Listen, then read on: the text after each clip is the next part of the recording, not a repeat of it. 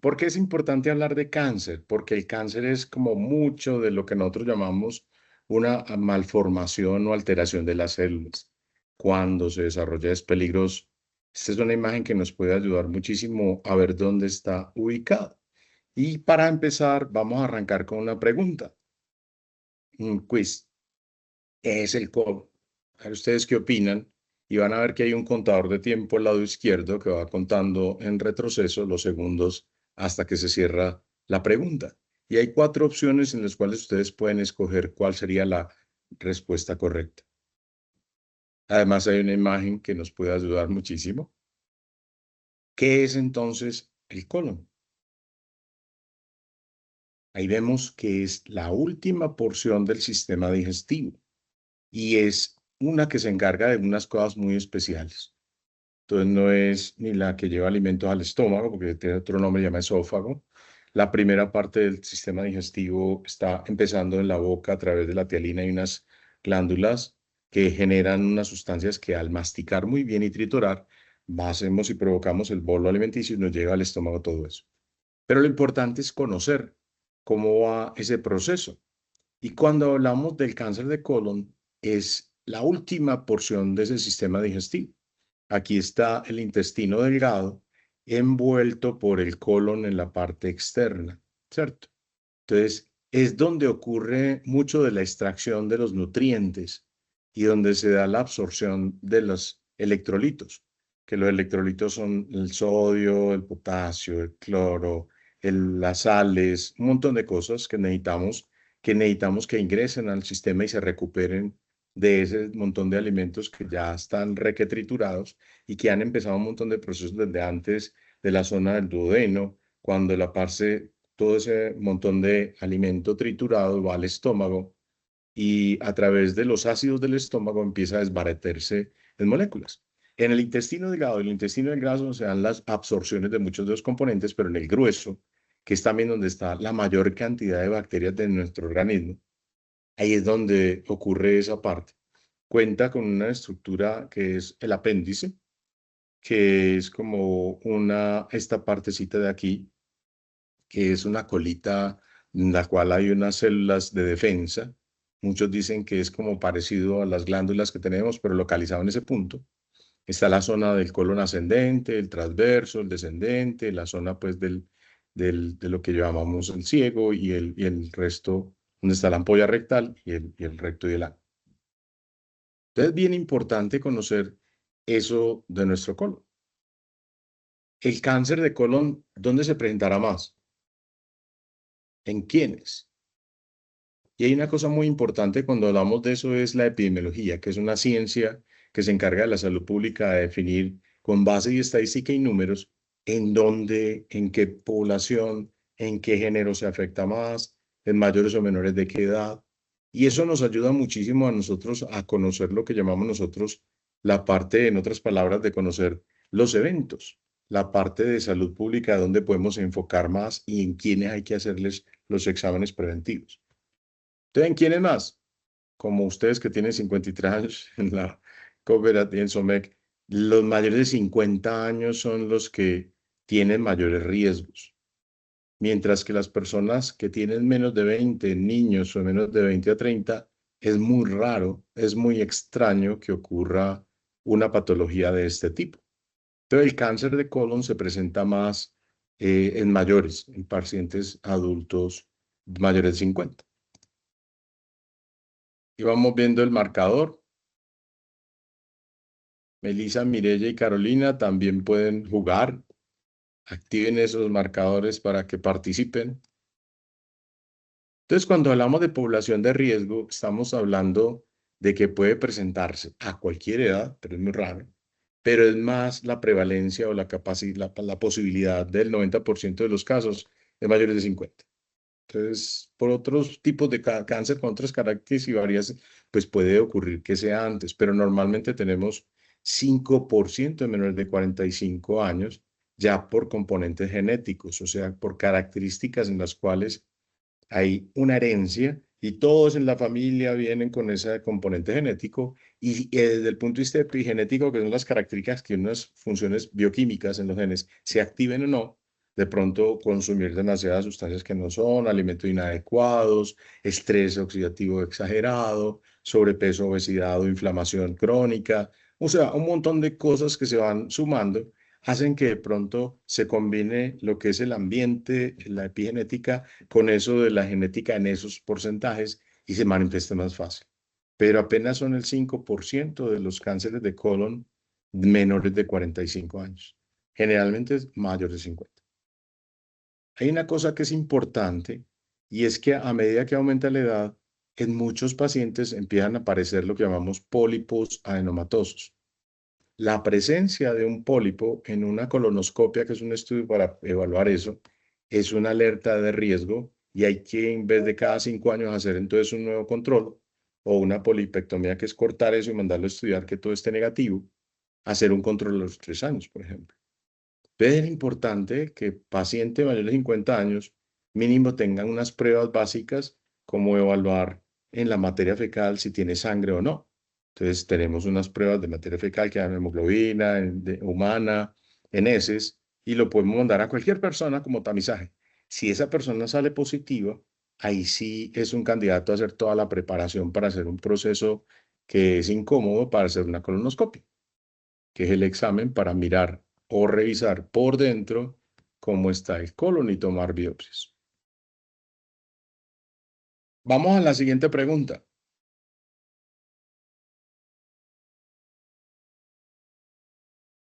¿Qué situaciones podría aumentar mi riesgo de tener cáncer de colon? ¿Qué opinan? Entonces la idea es realmente tener eso que es bien trascendental. Realmente todas las anteriores. Hablábamos ahorita de que la posibilidad que en una de esas cosas se forme un tumor en ese punto, listo. Puede ser por antecedentes familiares, la herencia que hablábamos es 5%, menor de 45 años, el exceso de consumo de embutidos, carnes rojas, salchichones, jamonados o esos alimentos que tienen una cosa que llama nitrosaminas. Las carnes rojas, rojas literal porque son rojas pintadas de rojo, que los jamonados, salchichas y todas las cosas que en la infancia consumimos, ya después, hace unos 4 años, la Organización Mundial de la Salud dijo que había un estudio y un montón de estudios se juntaron y evidenciaron que teníamos que limitar los excesos de carnes rojas y embutidos y que había que consumir buena cantidad de proteína, pero sin excedernos en lo que llamamos esas carnes procesadas, los embutidos o cárnicos de industrializados. Empezamos a ver que tenían otros componentes adicionales que generan de pronto riesgo. ¿Cuáles pueden ser? Algunas las preparan con unos componentes de harinas para que tenga la consistencia. Algunos tienen unos colorantes o anilinas, tienen nitrosamina y nitratos para tratar de conservarlos, tienen un montón de sales y generalmente todo eso puede ser un factor de riesgo que se va sumando con el tiempo. Entonces ahora, dentro de la pirámide nutricional, recomiendan consumir mucho más otro tipo de alimentos sin excederse en eso. Entonces, consumir más pescados, más pollo, más cerdo, no tanto carne de res en exceso. Las porciones gigantes que uno come una vez al año, pues en un restaurante de los famosos, pues no es de todos los días, ¿cierto? Pero también es muy importante tratar de combinar con lo que son las ensaladas y vegetales, que tienen un poder muy importante en nuestro sistema digestivo y es que arrastran parte de todas esas grasas y ayudan que en el colon, donde está dentro de ese montón de microbiota, haya un equilibrio adecuado para tratar de controlar los factores de riesgo y ayudar en el sistema de, el metabolismo de las defensas, la parte de producción de ácidos grasos de cadena corta, o sea, un montón de cosas que hace nuestro colon, en donde están las bacterias que viven dentro de nuestro colon, que son la biota, la microbiota intestinal.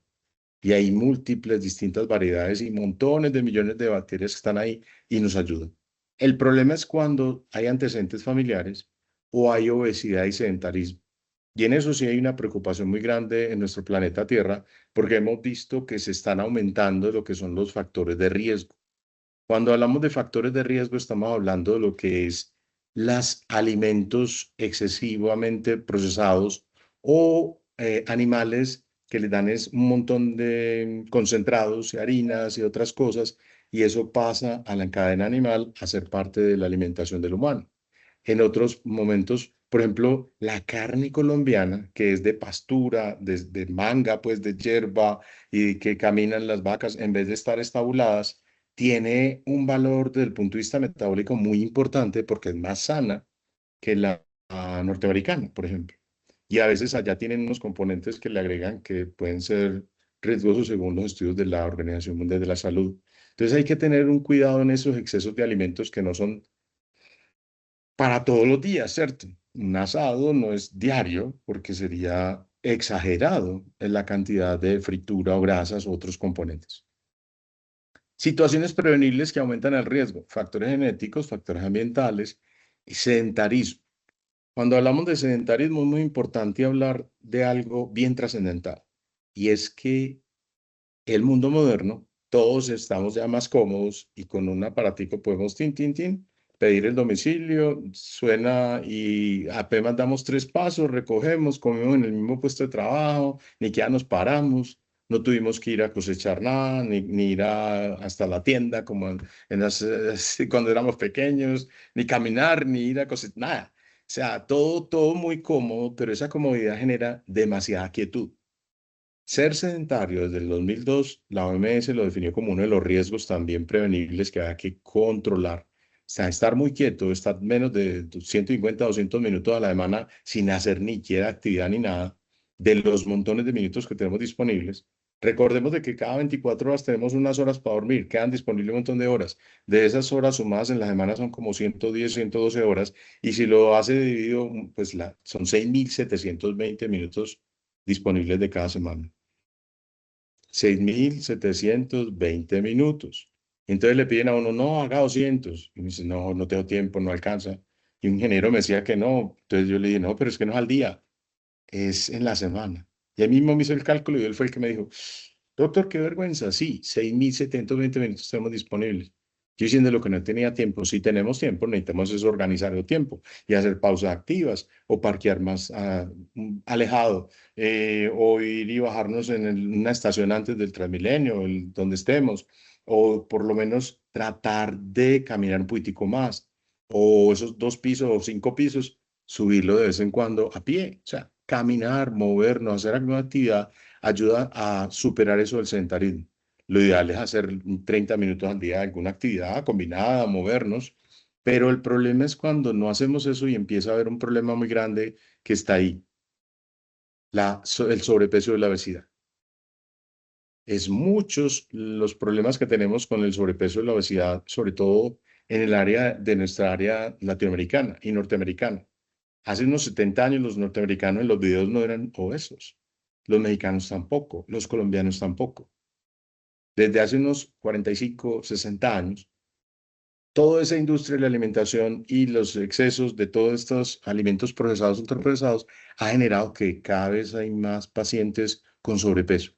Sumado a sobrepeso y obesidad, tenemos en Colombia, según los últimos datos recientes, 56.4% de la población colombiana con sobrepeso y obesidad. Entonces aumenta el riesgo también de ser diabéticos y que tengan de pronto riesgos con esto. Entonces, si además le agregamos consumo de alcohol y tabaco, se van aumentando los riesgos. Entonces, por eso es muy importante controlar esos factores que sí podemos modificar. Lo que no podemos modificar, que es la edad, los pólipos o antecedentes personales de cáncer que ya le ha dado antes, o estas lesiones que son pólipos, pues hay que cortarlos, estudiarlos y se van tratando. O ya cuando hay antecedentes de esto en la familia. Ahí sí es muy complicado. Sigamos jugando. ¿Cómo sé si necesitamos consultar en relación al cáncer de colon? ¿Qué cosas podrá haber?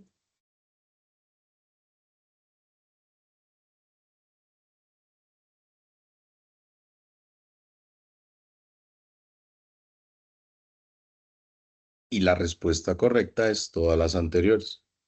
A veces los pacientes empiezan simplemente conociendo el antecedente y con eso solo de pronto le hacemos el estudio y encontramos ve, mira, tenés un pólipo y en el estudio salió que está alterado. Ya mismo hay que hacer una cirugía o procedimiento. pero a veces empiezan con pérdida de peso. 3 meses en que van perdiendo peso inexplicable o empiezan a tener fases de estreñimiento, persistencia o diarreas, como si estuvieran una enfermedad de colon inflamado o síndrome de intestino irritado o algo de estrés o piensan que es otra cosa, pero es muy raro cuando se asocia con lo que es una de las alertas rojas, que es la pérdida de peso. Una de las, tristemente, cosas que produce el cáncer, que el cáncer, pues resumamos, es como la mutación de las células que en vez de desarrollar su función y morirse las tres, empieza a producir en forma excesiva, ya con más núcleos, con tumores, con nódulos, en crecimiento exagerado. Eso es un cáncer.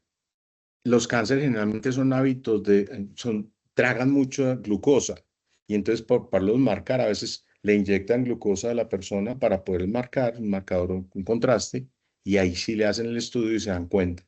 Y parte del proceso de manejo de un cáncer es suspenderle los excesos de azúcar a ese paciente. Mi cuñado tuvo cáncer de estómago, me acuerdo que fuimos donde el oncólogo, un amigo mío, me dijo, a John hay que suspenderle todo lo que es jarabes, gaseosas, dulces, todos esos jugos que tomaba, enseñémosle qué es cero. Y él preguntó, doctor, también estudié y entendí que de pronto para el dolor ese que me está dando la ayuda a la marihuana. Y contestó, solo si antes tenía receptores activados y eras consumidor en la adolescencia o algo. Dijo, no, yo muy juicioso no, entonces por el lado vamos a necesitar otros tratamientos.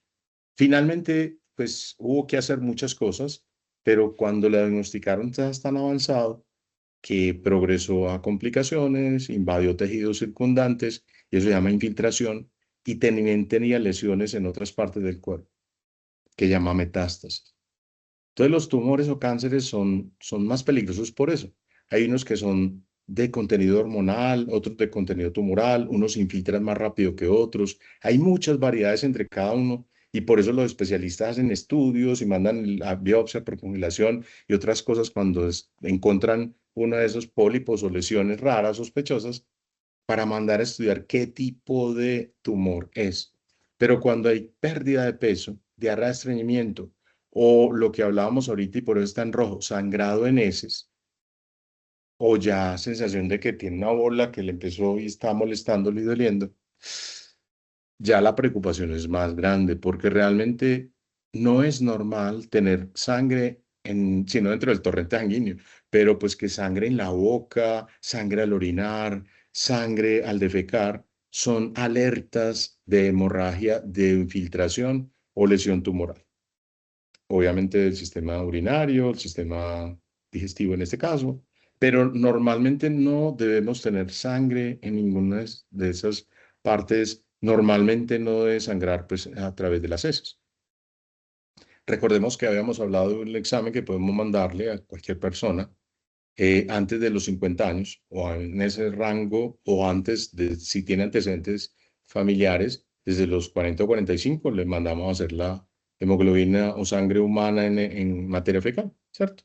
Determinación de eso es como un coproscópico y en el cual se evalúa si hay glóbulos rojos localizados en el punto.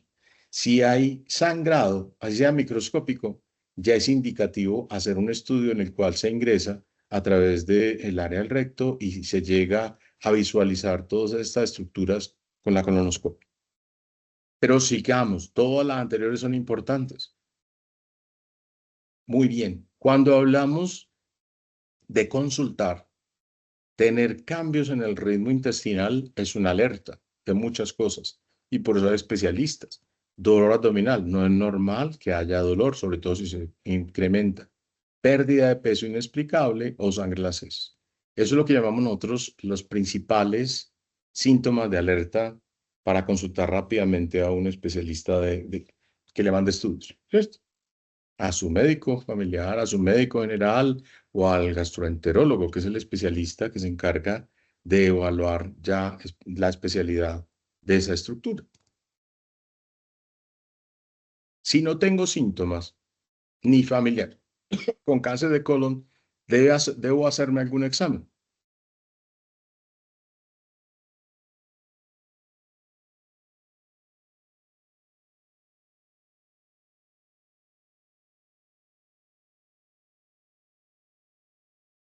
Y como estábamos hablando ahorita, La respuesta correcta es la sangre oculta en heces, ¿cierto? A partir de los 50 años, solo cuando cumpla 60, no. O sí colonoscopio a partir de los 20. ¿Qué tal que desde los 20 en adelante le hicieran eso, que es bien, bien difícil, incómodo y molesto, porque hay que producir previamente toda una preparación para uno un día antes, dos días antes, alimentación muy suave y el día anterior solo gelatinas que no tengan color rojo ni morado, solo gelatina de limón o mandarina o naranja o piña, generalmente las amarillas, para tratar de evacuar. Y además le toca a uno tomar unos evacuantes o laxantes con unas cosas que tienen distintas marcas y nombres, que son diluciones para tratar de producir diarrea y limpiar todo el sistema intestinal de restos de materia fecal y restos de alimentos.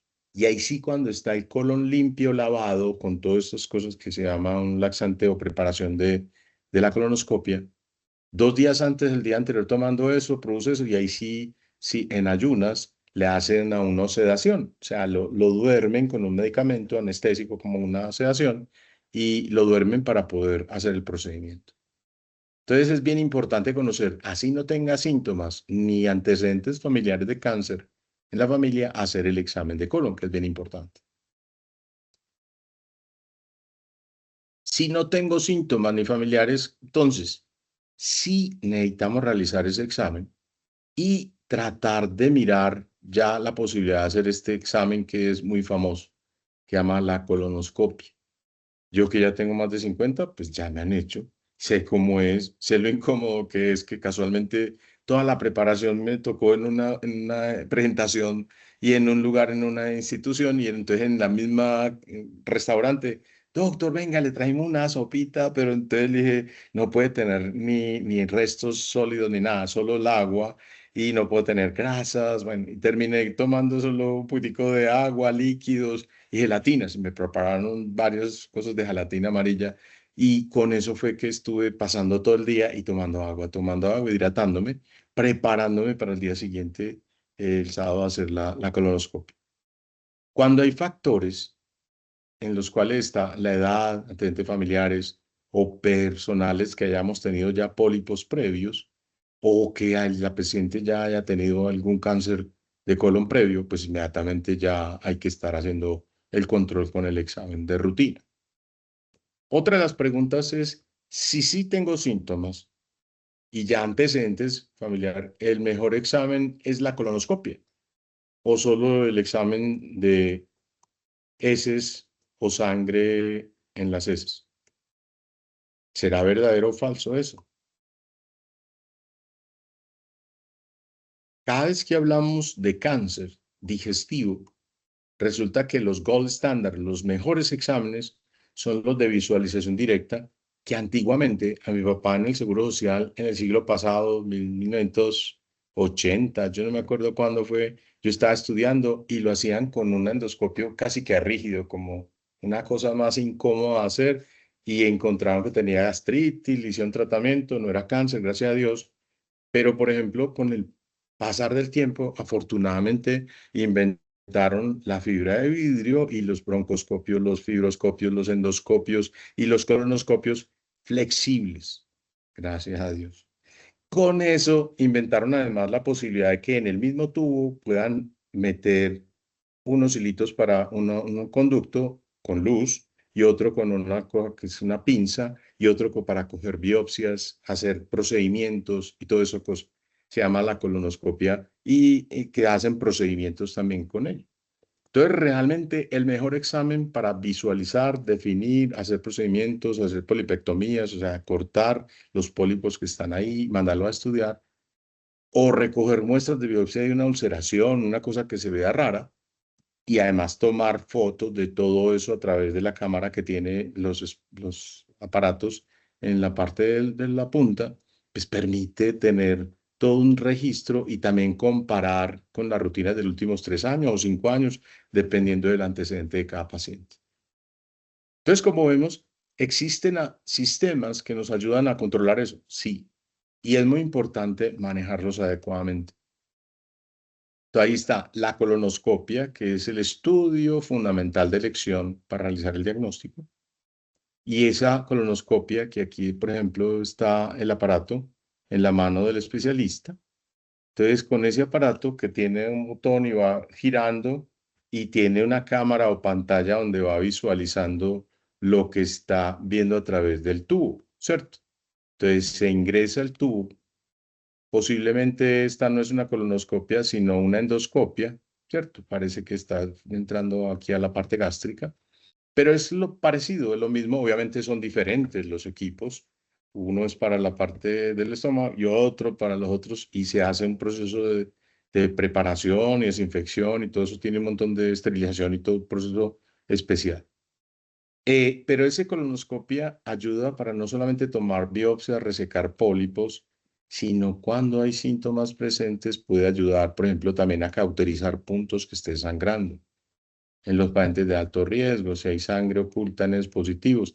El mejor examen sigue siendo, hasta la fecha, este. O sea, lo que se ve a través de una visualización directa no se ve con radiografía, ni con TAC, ni con resonancia, que son unos muy, muy específicos y que ayudan a hacer como cortes con todo lo que utilizan esos aparatos, pero sigue siendo el gold estándar, el mejor examen, la mejor forma de hacerlo, esto de la colonoscopia.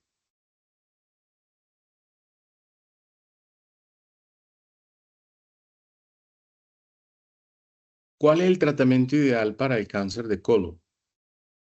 ¿Qué opinan ustedes?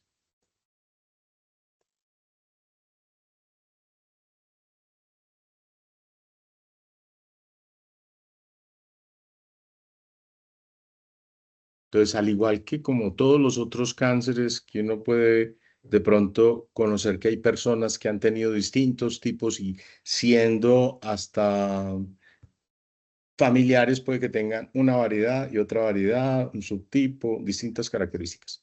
Entonces, depende de las condiciones también del paciente, porque hay pacientes que están en un estado basal sanos y le diagnosticaron un cáncer, y otros que venían de otra complejidad o venían hospitalizados o están demasiados, o sea, están desnutridos, o que tengan de pronto un cáncer previo y estén en quimioterapia, y entonces las defensas pueden estar muy bajitas, o depende del estadio también del tumor. Todos los tumores tienen una característica que nosotros llamamos tipo de tumor, tipo de nódulos, si tienen presente o no, tipo de metástasis, y con eso caracterizamos mucho de los tumores. Y hay unos que tienen factores que son hormonales o endocrinos, otros que producen sustancias, otros que tienen receptores que podemos intervenir a través de terapias especiales, y también hay unos que son radiosensibles y otros que no.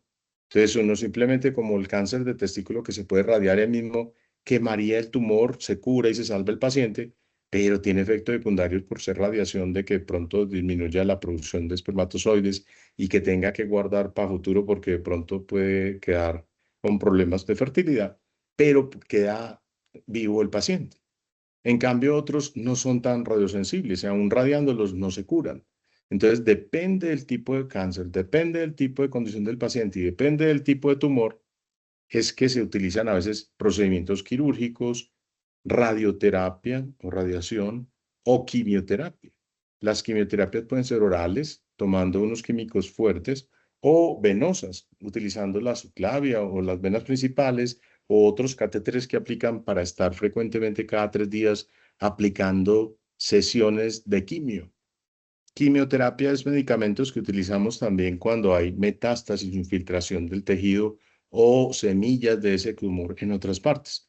Entonces, como todos los tumores se vascularizan también mucho, es probable y riesgoso que a través del sistema venoso, arterial o linfático o por los nódulos, igual como en el del área de seno, por ejemplo, por eso evaluamos también la axila, donde están todos los ganglios en las mujeres y en los hombres después de los 60 años que también pueden tener cáncer de mama. Ese tipo de infiltración o irrigación, si se va por los ganglios, por el sistema linfático, el sistema venoso o arterial, se llama metástasis y puede llegar rápidamente al hígado, a los pulmones, al cerebro, a otras partes, o depositarse células de cáncer por allá en otra zona de ganglios retroperitoneales, por ejemplo, detrás de la zona del abdomen y se va, entonces empieza el paciente con mayores riesgos de complicaciones. Entonces el tratamiento puede ser, como estamos viendo, con quimio o con radio o con cirugía, pero siempre va a estar dependiendo de la evolución de características básicas del paciente y de que el paciente esté bien para poderle aplicar X o Y procedimiento. Pero de todas maneras, afortunadamente con todos los tumores a nivel mundial, hemos visto una inversión de la mortalidad. Afortunadamente hay más posibilidades de diagnóstico temprano y si se detecta más rápido, hay más chance de curación. Entonces, ya hay equipos, ya hay clínicas especializadas, ya hay áreas en las clínicas de oncología, que son los estudios de la parte de tumores. Y hay expertos con un montón de nuevos medicamentos y quimioterapéuticos y radioterapéuticos, cuantoterapia, radioterapia y un montón de cosas, y nuevas técnicas quirúrgicas para tratar de aminorar las complicaciones o poder conectar un tubo de eso del intestino y cortarlo y hacer colostomías y luego reparación y recuperación y hacer un montón de procedimientos para tratar de salvar la funcionalidad y salvar la vida del paciente. Finalmente, lo más importante cada vez que hablamos de cáncer es la importancia de la detección temprana, pero también lo que hemos hablado al principio, la posibilidad tan importante de impactar desde los factores que podemos modificar la obesidad, el sobrepeso, la exposición a químicos y tóxicos, los alimentos que tengan alimentos reales y de verdad y no alimentos procesados, ultraprocesados o con excesos de carnes rojas o embutidos y estas cosas de salchichas, chorizos y otras cosas procesados o industrializados. Eso es bien importante para que no tengamos la posibilidad que dentro de 40 años o 50 se manifieste. Si usted está muy joven, entonces si tiene 20 años, en 30 años, cuando llega a los 50, de pronto tenga mayor riesgo o menor riesgo, depende de las conductas y lo que hayamos cambiado en hábitos. Hay una cosa muy trascendental en el mundo moderno y son los 8 recomendaciones de salud preventiva y ahí está la parte de la higiene del sueño, porque en el sueño y cuando dormimos bien se produce un montón de sustancias, además de la actividad cerebral, tenemos una actividad del sistema intestinal muy importante que ocurre durante las noches y se comunica el cerebro con el segundo cerebro que es el intestino y trabaja y produce en el sistema cerebral y riega por todo el organismo una proteína muy espectacular que se llama el FNT, factor de necrosis tumoral. O sea, que sale a la sangre y equilibra las defensas y aumenta la posibilidad de que se desbaraten todas esas células precancerígenas durante la noche, cuando hacemos ciclos nocturnos de sueño recuperador y reparador y restaurador. Entonces necesitamos dormir muy bien, mínimo 7 horas, ojalá 7 u 8 horas. Alimentarnos bien, comida real, hacer ejercicio, movernos, evitar la sedentariedad, controlar nuestras cifras adecuadamente, evitar la obesidad, evitar tener problemas y patologías de riesgo digestivo. Entonces, evitar algunas enfermedades y cosas que estén relacionadas con consumir tóxicos, químicos, venenos, el tabaco, el exceso de alcohol, que puede producir cáncer de estómago, infiltración hepática y algunas lesiones vasculares en el sistema digestivo también. Entonces, todo ese montón de componentes, igual con manejo del estrés, porque recordemos que el estrés también es otro de los factores que, si se vuelve crónico, puede aumentar el proceso inflamatorio y antioxidativo del sistema de defensas y hace que de pronto no tengamos tan buenas defensas y que se manifieste de pronto un receptor. Por ahí está pitando, no sé si estarán preguntando y si están preguntando no estoy viendo porque estoy presentando en esta área. No sé si alguien por allá me cuenta qué están escribiendo. Este es el link de satisfacción del juego. Venga, vamos a tratar de salirnos al podium. Sí, doctor, tenemos una pregunta Sí, de Carolina que nos solicita sí. pues saber si es recomendable hacer colonterapias. Ay, ay, ay, el mundo está lleno ahora de un montón de modas y una de las modas es colocarse sueros, aplicarse péptidos y proteínas o hacer colonterapia. Recordemos que estar uno preparando el colon para hacerse uno un procedimiento es una cosa, y otra cosa es estar lavando el intestino con sueros y lavados que funcionalmente podrían tener riesgos. En este caso, les solicito a los que están ahí dentro del juego que califiquen lo que aprendieron a través del juego, si se puede, no se van a salir. Y vamos nuevamente al podio aquí y voy a salirme para el otro área para poder ver las preguntas. Pero realmente yo no recomiendo terapias alternativas porque muchas no tienen evidencias científicas. Hay algunos estudios de trasplante de materia fecal de pacientes con alteraciones a pacientes con muy pocas defensas y esa biota recupera el sistema y el tejido en algunos pacientes. Pero, como todo, son investigaciones que necesitamos que avancen porque no todo el mundo tiene la posibilidad de hacer eso. Muchos lo están haciendo en Alemania. Y hay muchos estudios e investigación en cómo controlar ese factor de riesgo que se manifiesta en algunos genes que están relacionados con el cáncer. Pero hay muchas cosas que sí podemos hacer, como evitar el tabaco, los vapeadores, el exceso de alcohol, el exceso de comidas y salsas y picantes y cosas que son pues insanas y que son inadecuadas. Me acuerdo mucho un video que ahorita compartí, más relacionado con el corazón, pero pues hablando de la obesidad, también podría compartirlo. No sé si quieren verlo. Es usar tu corazón para cuidar tu corazón. Y cuando hablamos de eso, también estamos hablando a veces de cuidar nuestro sistema, porque a veces nos exageramos en algunas cosas. ¿Reproductor será por aquí? Sí, porque también habla de los buenos hábitos. Es tu corazón. El corazón se enferma. Estilos de vida que no lo cuidan. Por los entornos que impulsan el sedentarismo y comidas ricas en grasas azúcar y sal, pero también por el estrés y por la contaminación del aire.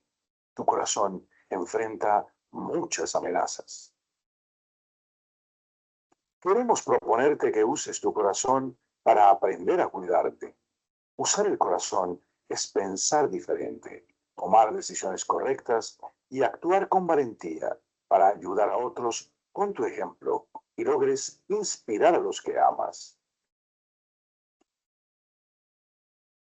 Solo es posible estar en la vida y disfrutarla por más tiempo cuando logras incluir en tus decisiones más comportamientos que cuiden tu vida. Cuando vives en modo descuidado, vas a estar menos tiempo en la vida de las personas que amas. Vas a hacer falta más pronto.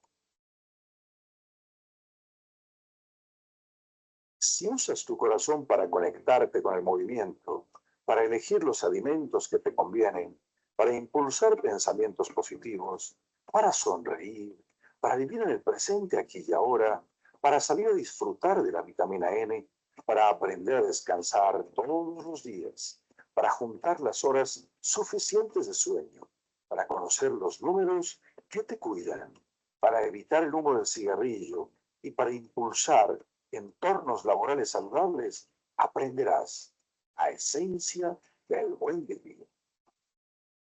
Súmate a la movilización social de corazones responsables y descubre que el cuidado puede ser tu estilo de vida. Usa tu corazón para generar condiciones para el buen vivir. El tiempo de cuidarte es ahora. Usa tu corazón para cuidar tu corazón.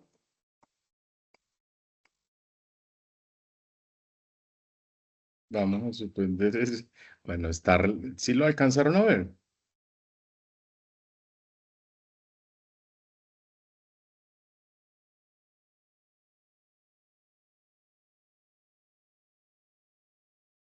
Eh,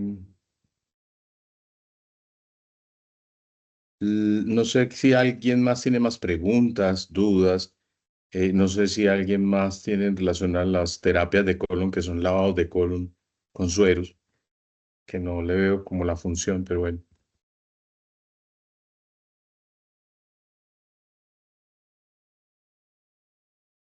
Es como rellenar el colon de agua, ¿cierto?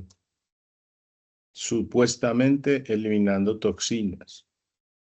Entonces, Dicen que mejora la digestión, pero en algunos casos la evidencia científica no respalda eso porque puede haber rupturas por inflamaciones, desequilibrio en la flora intestinal, puede haber perforaciones, puede haber infecciones.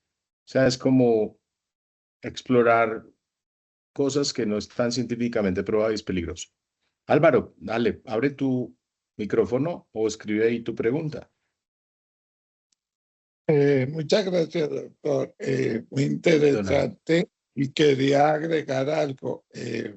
Decías que la pérdida inexplicable de peso es uno de los Alertas. signos que nos debe alertar. Y otro signo es la anemia inexplicable, por lo que comienza a sangrar, por ejemplo, por las heces y no se nota y la persona comienza a anemizarse, a Mm, pálido, o sea, sí, una anemia está con pérdida de inexplicable sangre, también, está porque sangrando, no se nota, está sangrando y no se no se da da cuenta cuenta. que está sangrando. Se da cuenta de que le dicen, ¿por qué estás tan pálido y por qué te estás Exact- mareando?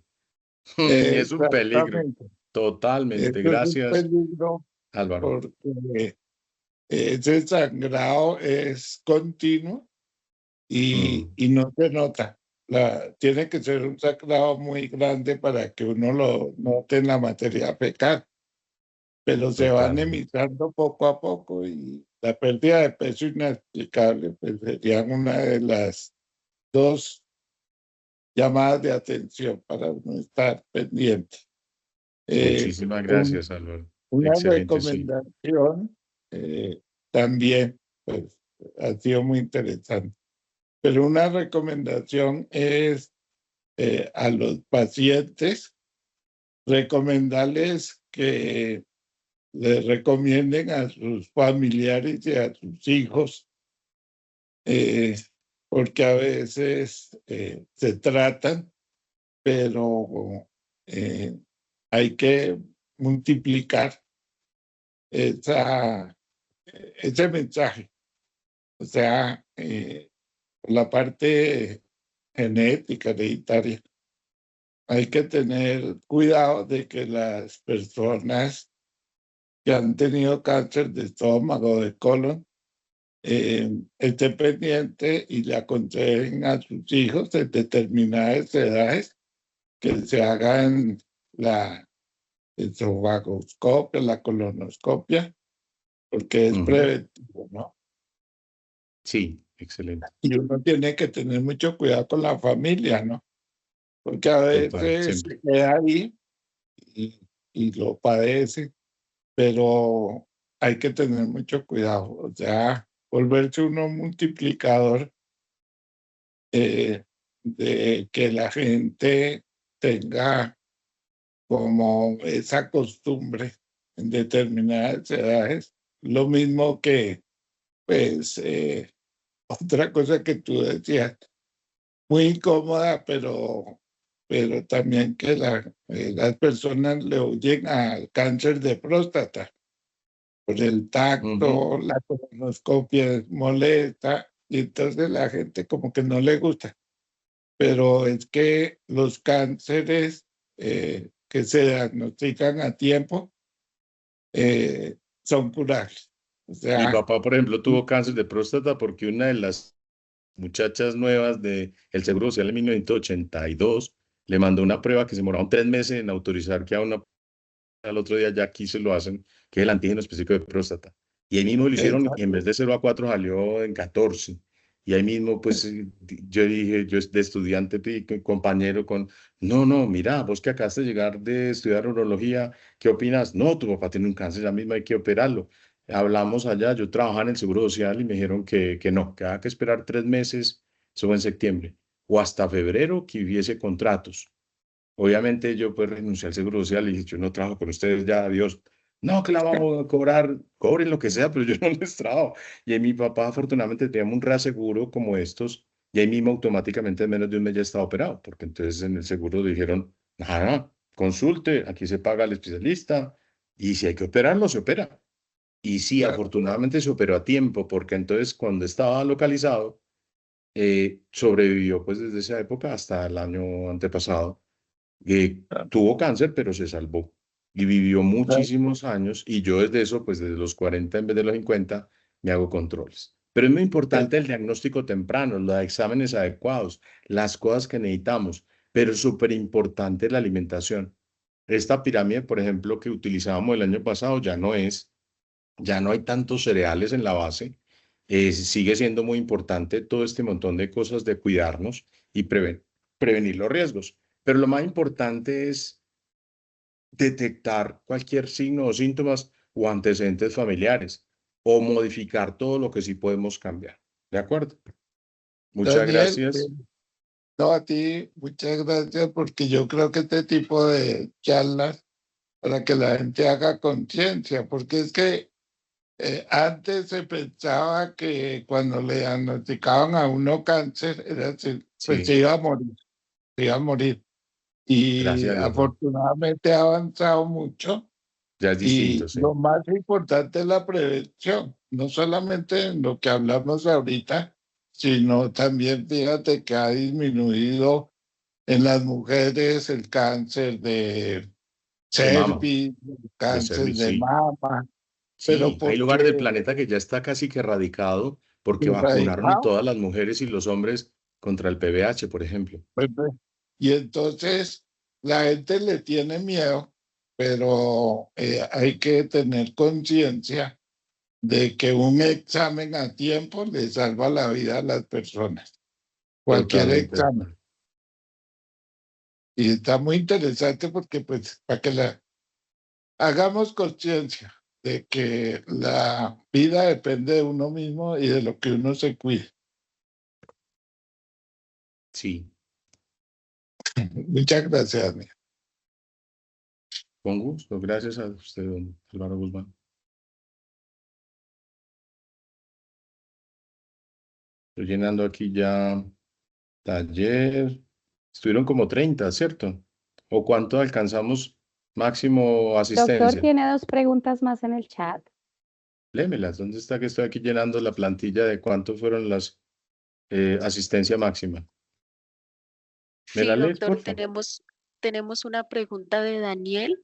Sí. El kefir, ¿qué tan bueno es y qué comida recomienda consumir?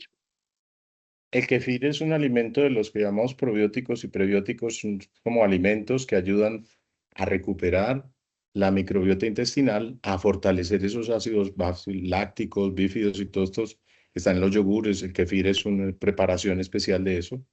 También están los quesos y otros alimentos, pero también están algunos cereales que uno puede consumir y que se vuelven parte del proceso para que las bacterias estén ahí felices y que vivan y lo mantengan a uno sano.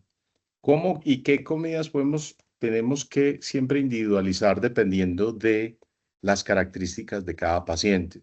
Entonces, cuando yo hablo de alimentación, tiene que ser individualizada. No es que vamos todos a comer lo mismo, no se puede. Pero si usted es hipertenso, entonces menos sol, menos soya, menos sales, menos excesos. Si es diabético, nada de exceso de harinas, carbohidratos y azúcares, jugos, otras cosas. Pero la idea es consumir alimentos que sean sanos. Y cada vez que hablamos de alimentos sanos, ¿qué significa eso? Es tener la posibilidad de alimentarnos bien. Y alimentarnos bien a veces es tratar de evitar todo ese montón de comidas en excesos. Venga, yo por aquí siempre tengo una cosa que les puede ayudar y es esto, una recomendación de alimentación balanceada, que ahí está. Evitar las comidas rápidas, evitar los procesados, ultraprocesados, dieta que sea variada, equilibrada, que sea de todos los colores, de todas las proteínas distintas, que tenga su huevo, que tenga sus cosas, que tenga pescado, pollo, cerdo y carnes rojas, pero no solo carnes rojas, ¿cierto? Y que tenga porciones mínimas de carbohidratos. O sea, esa pirámide que antiguamente había que comer 11 pedazos de pan, porciones y eso, no, ya no.